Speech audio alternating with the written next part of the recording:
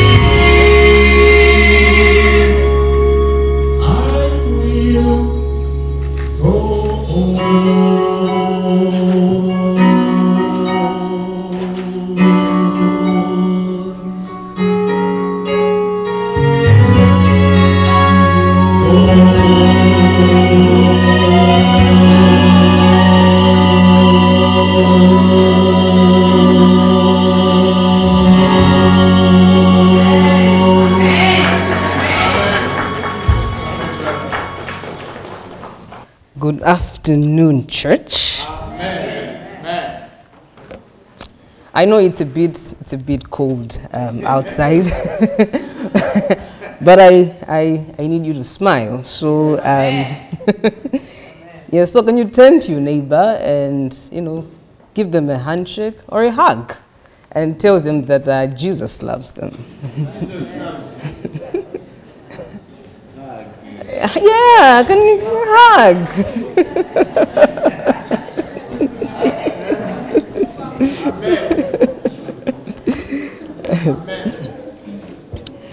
Yeah, I would like to thank God and the church for giving me the opportunity to stand before you. I would also want to thank Pastor Soko for the kind introduction. As he said, we first met in 1997, and I was 10 at that time. And so I've known him for pretty much my whole life. I would also want to thank Uncle Frank for the music. That was a very beautiful song.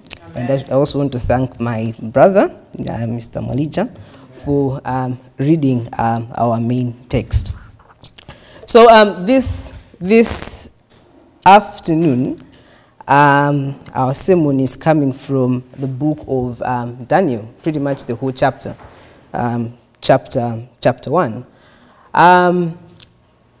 I find the whole book of Daniel, and especially chapter 1, very interesting, and I think very important, especially to people like you and me.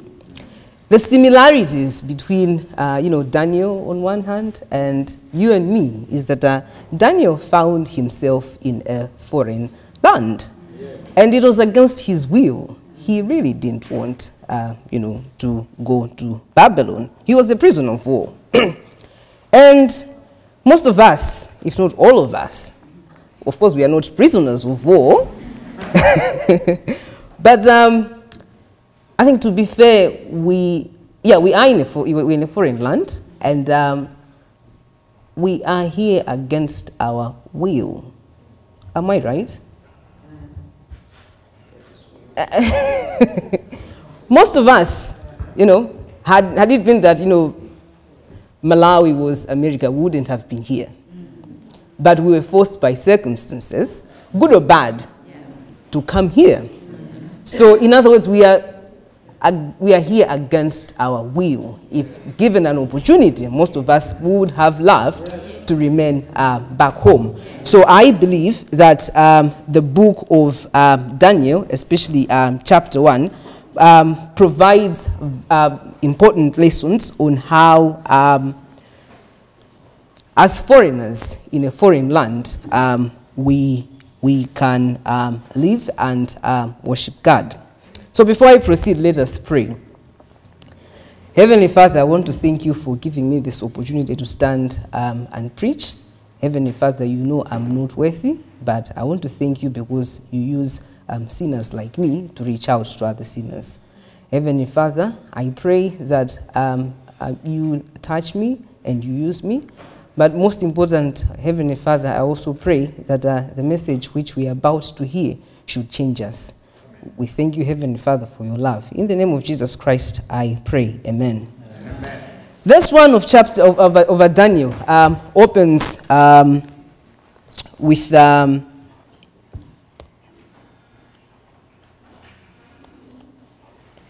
it tells us that it says that in the third year of the rule of Jehoiakim, king of Judah, Nebuchadnezzar, the king of Babylon, came to Jerusalem, shattering it with forces. So it opens with a story of conquest. And most of us are aware that usually God would punish the children of Israel every time they went against him. And this is exactly what happened this time around. There was idolatry in Judah, and God was not happy about it, and he warned the children of Israel about it, but they did not change. So as a way of reminding him that he was God and they were his subjects, God led Nebuchadnezzar to conquer Jerusalem, and the children of Jerusalem were taken as prisoners of war to Babylon. So amongst, the captives, they were, commoners like maybe you and me. I don't know, maybe some of you come from royal lines back home. I don't know. But they were commoners, like most of us. But there were also children from noble families. It was an aristocratic society. Closest example could be the UK. You still have some, aristocratic societies. The lords and the ladies, the barons, they still call themselves even up to date. So there were, aristocratic families, and then there were also children from royal bloodlines. They were actually, princes, what you'd call princes. So the king of Babylon, Nebuchadnezzar, he decided to use, this was free labor. Pretty much this was free labor, because Nebuchadnezzar did not invest any money in these people. So when they were captured, he said to himself, well, maybe we can use free labor. That was why he instructed his chief of staff, Ashpenaz, to take a look across the children of Israel to find if he could recruit young men so that they could work for him. So it was purely cheap labor. That was what he was looking for. And the Bible is quite clear that he was looking for boys who were very intelligent and educated. So the children or the boys had to be already educated. That was what that was one of the qualifications. And of course, they should also be good looking.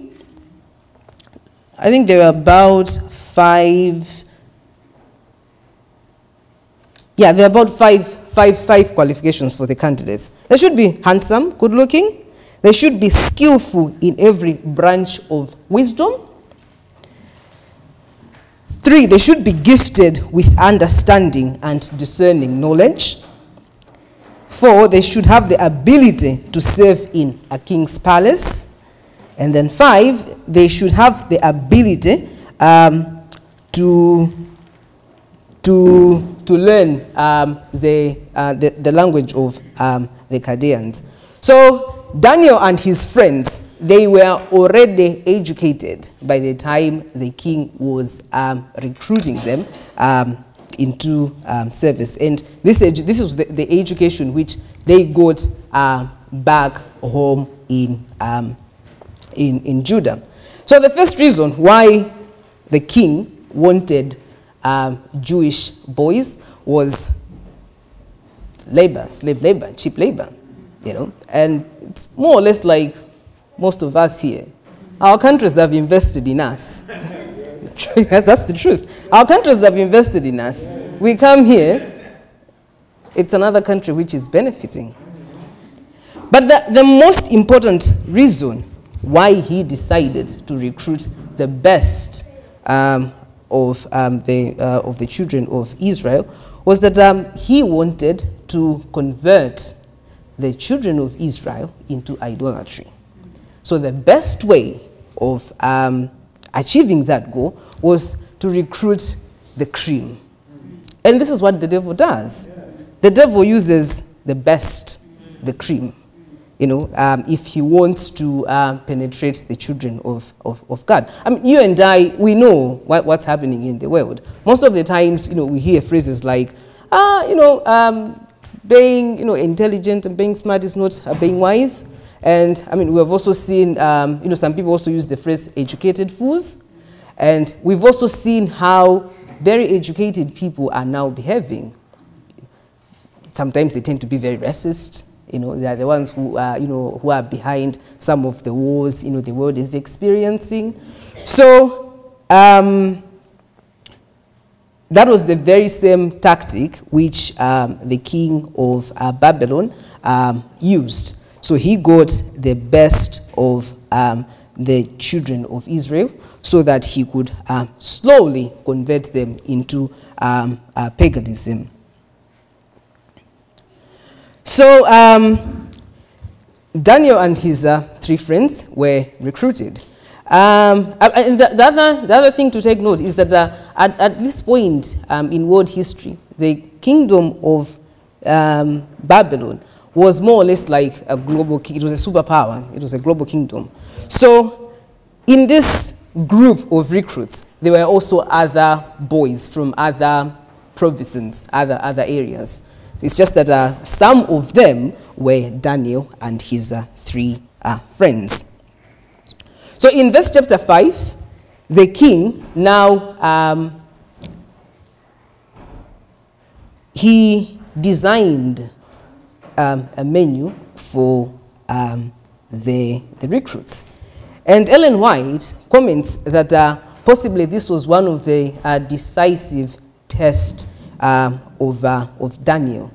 This test was the one that was going to determine his future. Any decision which Daniel was about to make with regards to the food which they were supposed to eat was to determine who he was going to be in future. And you know the story very well. They were supposed to eat the king's meat and the king's wine. And Daniel was not comfortable to eat the king's meat. There's a couple of theories as to why he didn't want to eat the king's meat. The first theory is that maybe, not maybe, but the food was consecrated to idols. So he did not want to eat food which had been consecrated to idols, because by doing so, he would be giving the Babylonians the impression that he was accepting their religion. After all, at this point, because the Babylonians had succeeded to conquer Israel, they felt that their gods were superior to the gods to the God of Israel. So he did not want to give them the impression that I am accepting, food which has been consecrated to foreign gods. And at the same time, wine. He did not want to take wine. Why? Because the Bible and commentators are not very clear whether at this point Daniel knew what was about to happen. But it appears that Daniel knew that whatever was going to happen, God had a purpose, for his life. So he purposed in his heart that if he was going to take alcohol was going to corrupt his physical and mental faculties, and he will not be able to discharge the duties that God was about to assign him. So Daniel approached the guy who was in charge of the recruits, and he had a discussion with them. And the Bible says that God sort of favored Daniel. He sort of had a special relationship with this guy, to the extent that when he approached the guy, of course, he was uncomfortable with the suggestion, but eventually he said, okay, fine, let's try for 10 days. And this is what God exactly does. When we are faithful to God, we may face challenges, but there's always one person. Unexpectedly, someone is always willing to help us. I mean, most of us have testimonies where we found ourselves in situations where we thought that we were not going to make it, but through the grace of God, someone just showed up unexpectedly, just showed up and said, well, I think there's something we can make out. And the other thing we also have to bear in mind is that the menu was designed by the king himself, and whatever the king said was law.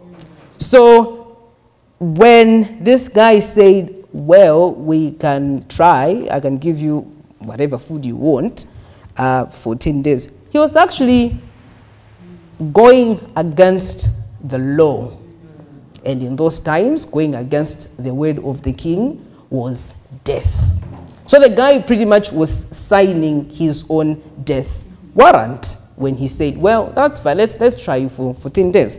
But I would like to believe that there was, this person saw something special in Daniel, to the extent that he was willing to put his life on the line and say, okay, let's try for 10 days and see what is going to happen. And that's exactly what God does to people who are willing to serve him. God will work out miracles if we are willing to serve him. Some people will see something special in us to the extent that they would be willing to bend the rules or even to break the rules so that we can work for God. I mean, other people suggest that Daniel succeeded because he was taking a vegetarian diet. Because, I mean, after Daniel had requested a vegetarian diet. And after 10 days, they were tested and they were found to be far much better than their classmates.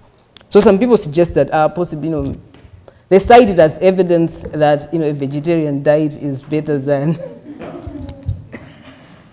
I don't think so. Because the Bible is quite clear that God blessed Daniel because of the decision he made. Daniel did not achieve what he achieved because he decided to eat a vegetarian diet. But God blessed him because he decided to honor God. Amen. It was the principle behind it, and not just the mere fact that he chose to eat a vegetarian diet. So, of course, I don't want to get, into, this is not a discussion of, a vegetarian diet and so on and so forth. But as we are advocating for a vegetarian diet, I think our focus should be on the principle behind it. It's because we want to honor God. And not necessarily because we love vegetables and stuff like that. I really don't think that, I don't think that's the point.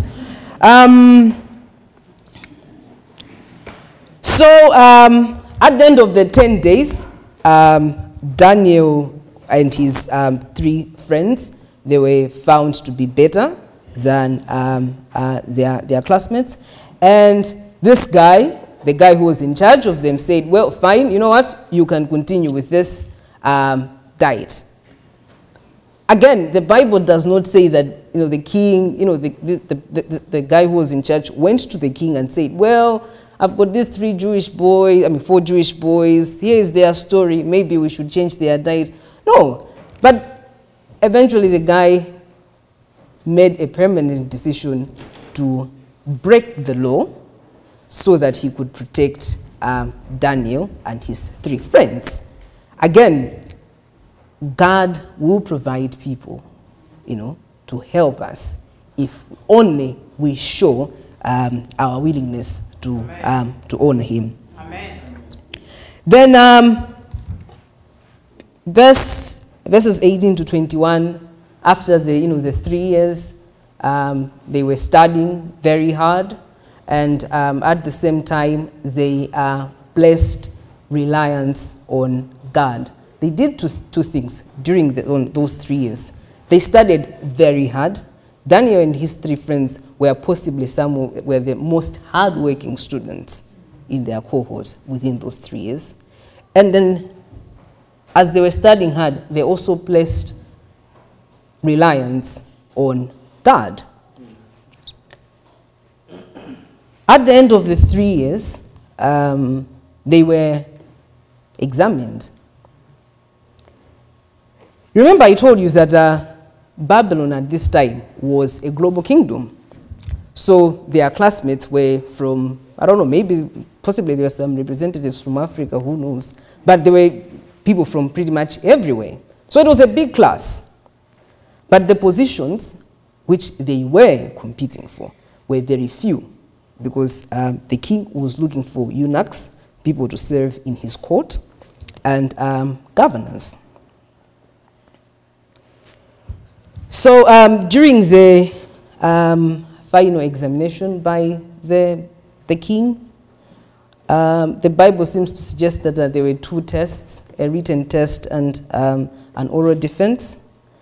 And the king was amazed. He was surprised. Of course, he knew that these were the best from Israel. But he was amazed with the way they responded to his questions. Ellen White says, their keen comprehension, their wide knowledge, their choice and exact language testified to the unimpaired strength and the vigor of their mental powers. So apart from God blessing them, apart from God blessing them with wisdom and intelligence, because they took care of their bodies, they had very superior mental powers. So actually what we see is a cooperation between God and human being. If we want miracles in our lives, we should be willing to cooperate with God. Amen. There's so much that God can do. I'm not saying that God cannot do anything. God can do anything. But in a practical sense, there's so much he can do, because he expects us to do our own part. So most of us, we keep on struggling with the secret of success. We all want to be successful in our lives. But I think the story of Daniel gives us a clear formula of how we can achieve success. Honor God, follow what God, follow God wants. We should have, we'll have, superior mental powers, and then God will also do his part, because God is always faithful. So at the end of the examination, Daniel and his three friends were successful. They were found to be 10 times better than anyone else. The Bible does not say that they were better than their classmates only. It says that they were better than the astrologers and magicians in the whole kingdom. So Daniel and his three friends also competed with people who had been working maybe for 40 or 50 years. People who knew the tricks, but they were found to be 10 times better than these people. Amen. So this testifies to the fact which I've already said about cooperation between us human beings and God.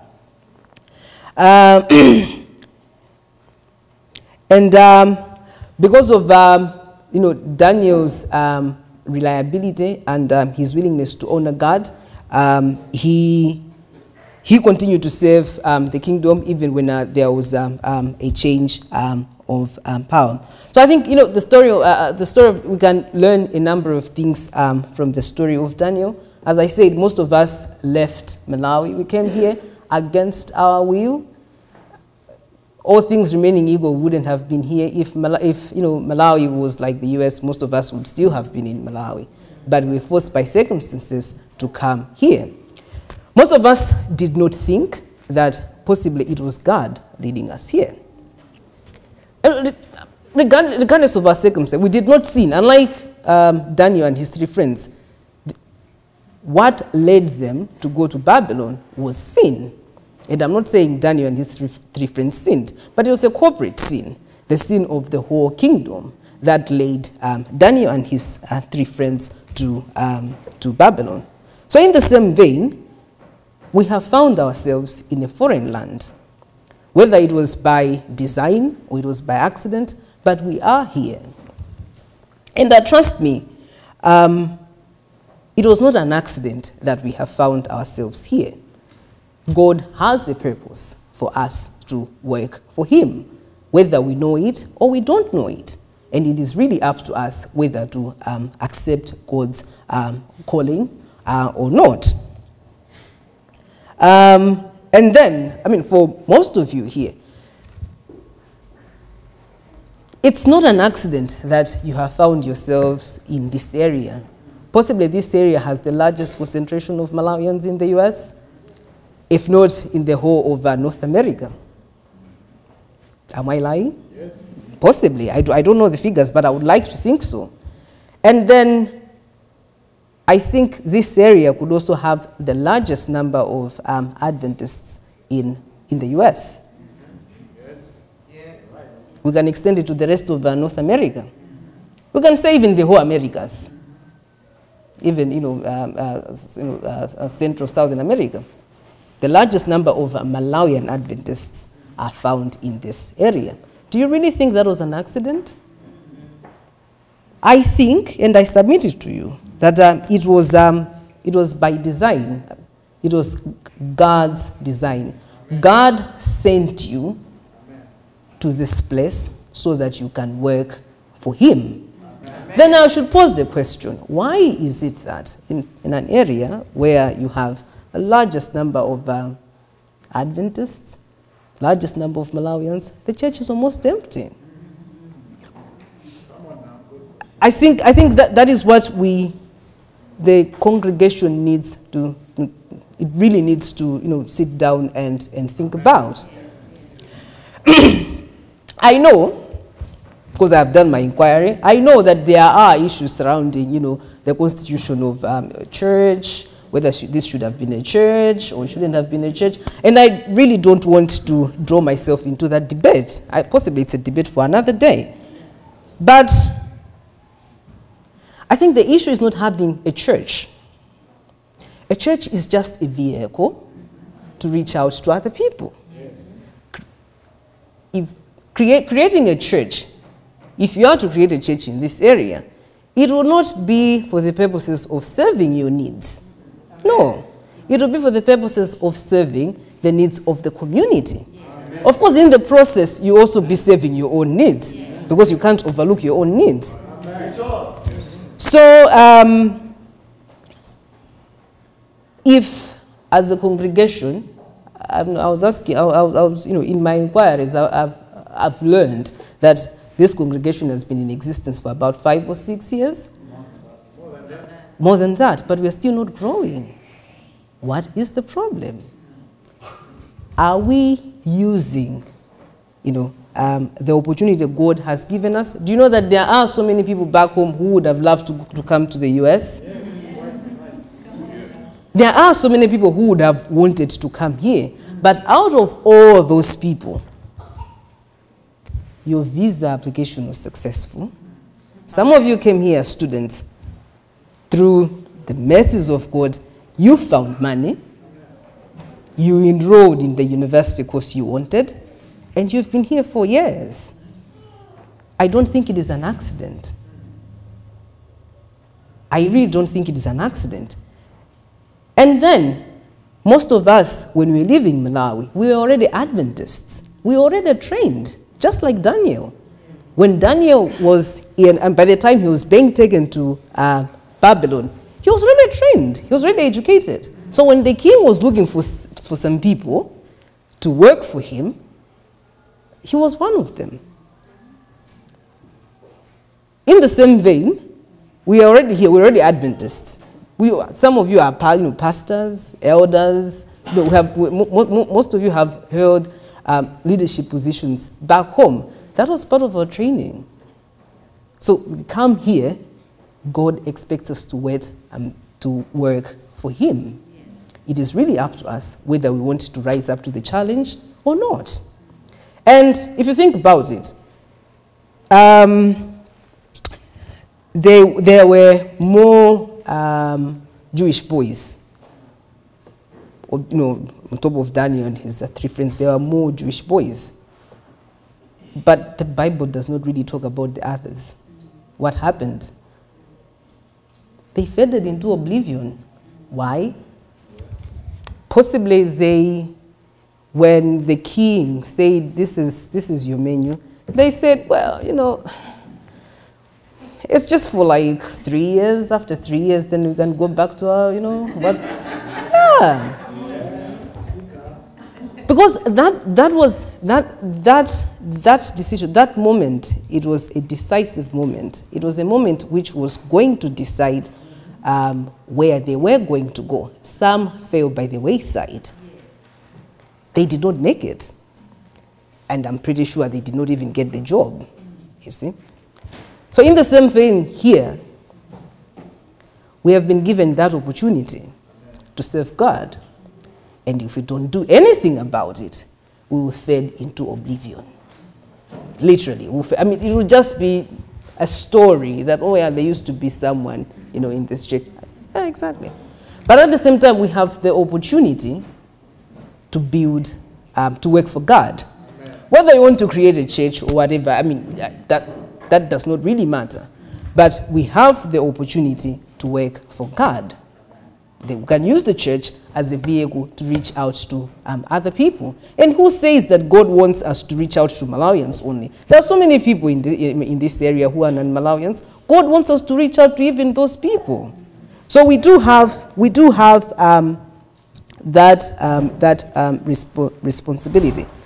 I mean, I look at my own life, and I think it's just now that I am realizing that whatever happens to us is not by chance. It's planned by God. Pastor Soko told you that, you know, him and I knew each other in 1997, and that was the year I lost my father. I think you preached at my father's funeral, yeah. And he also said that in 2000 to 2004, we met again in area 49 Gulliver. I lost my mother in 2001. He also preached at my mother's funeral. And at that time, I was about 13 years old. I've been raised by my sister. He said that he has always been, you know, in contact with my sister. My sister is 2 years older than me, but he's the person who has raised me. So I've been raised as an orphan. Life was not easy. Life was difficult. But I mean, through the grace of God, I went to I qualified as a lawyer, and I went to Harvard Law School. I've just graduated, and when I was at Harvard, that was last year in August, I think I kept on thinking why I was there. I mean, I was the first Malawian trained lawyer to go to Harvard in, I don't know, maybe 25 years. There had never been a Malawian lawyer who had gone to Harvard. And to me, that was significant, and it also made me feel good. But I felt that, I think that was not the purpose. I felt that there was something more to it. Then one day, during we had Adventist Youth Summit. It was at Harvard. A certain woman, she was the main speaker. She said that God gives us opportunities so that we can serve, you know, other people. God wants us to be successful so that we can serve other people. And the mere fact that you are here, it's not an accident, because God wants to use your abilities to serve other people. And that was when it dawned on me that possibly God helped me to go to Harvard so that I can reach out to other people. You know, I mean, Harvard Law School has about 1,700 students, and then last year there are only 2 Adventists. There was me and a friend of mine, Jason. He's a Haitian American. Most of my friends did not know Adventist Church. And then these are the people who go on to lead the world. A number of US presidents have graduated from Harvard Law School. They go on to lead, you know, in banks, law firms, and so on and so forth. So I came to understand that the opportunity which was given to me was not simply to make me feel good, but it was given to me so that I can work for God. Amen. In the same vein, we are in a very unique position. As I said, there are so many people back home who would have loved to sit where you are. I mean, we have heard stories of so many people whose, for whatever reason, whose visa applications were not granted. They had pretty much anything. They had lots of money in their bank account. Possibly they had already paid for their school fees or whatever. They already had a job. But for whatever reason, they couldn't make it. So it is not by accident that we are here. And God wants us to work for him. It is really up to us. Whether we want to fade into oblivion, as the other Hebrew boys, or we want to be like Daniel, stand up to the challenge, honor God, and do his will. I mean, we all know the rest of the story, how Daniel ended. God used Daniel because of his faithfulness to him. Amen. So actually Daniel was, I think we are in a much better position than Daniel. Daniel was a prisoner of war. He was a refugee. We are not prisoners of war. Although we are here, against our will, we are not prisoners. We are immigrants. But although we are immigrants, God wants us to be his ambassadors. Amen. I'll just say, a prayer before I close. Let us pray. Heavenly Father, I want to thank you for the message. Heavenly Father, I want to thank you for speaking to us. May you help us, Heavenly Father, to accept your call. We know and we do realize that our coming to this country was not an accident. You allowed it for a reason. Many times, Heavenly Father, we have neglected the calling from the Holy Spirit. But Father, may you help us as we digest the message to reach the correct decision, which is to follow you and to honor you. We want to thank you, Heavenly Father, because you have placed us in this area, an area which has possibly the largest number of Malawians, both Adventists and non-Adventists, where it would be a lot more easy to reach out to other people. May you help us, Heavenly Father, as we decide. May you bless us, and may you bless others as well. In the name of Jesus, I pray. Amen. Amen.